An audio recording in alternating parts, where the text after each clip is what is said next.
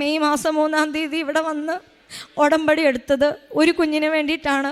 പക്ഷേ പരിശുദ്ധ അമ്മ ഞാൻ അറിയത്തില്ലാത്ത എൻ്റെ സബ്ജക്റ്റ് പഠിപ്പിക്കാൻ വേണ്ടിയിട്ട് അറിയത്തില്ലാത്ത ദേശത്ത് കിടക്കുന്ന കുറേ കുഞ്ഞുങ്ങളെ പരിശുദ്ധ അമ്മ എൻ്റെ കൈകളിൽ കൊണ്ട് തന്നു.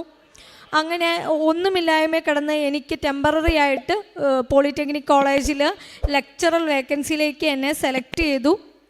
ഒരിക്കൽ പോലും ഞാൻ വിചാരിച്ചില്ല ഇത്ര പെട്ടെന്ന് കിട്ടുമെന്ന്.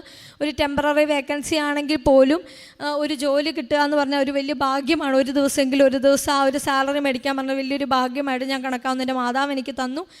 അതുപോലെ എൻ്റെ 11 വർഷത്തെ എൻ്റെ ഹോസ്റ്റൽ ജീവിതമാണ് അവസാനിക്കുന്നത്.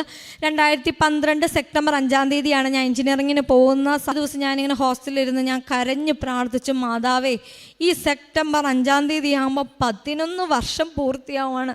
എൻ്റെ കൂടെ വന്നവരും എൻ്റെ കൂടെ ഉണ്ടായിരുന്നവരും ഒക്കെ വീടുകളിലേക്ക് പോയി.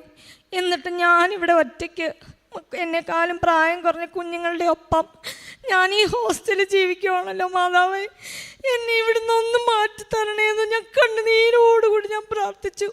ഞാൻ ഒരുപാട് ഇരുന്ന് പ്രാർത്ഥിച്ചു. എൻ്റെ ജോയിനിങ് ഡേറ്റ് വന്നിരിക്കുന്നത് സെപ്റ്റംബർ 4-ാം തീയതിയാണ്.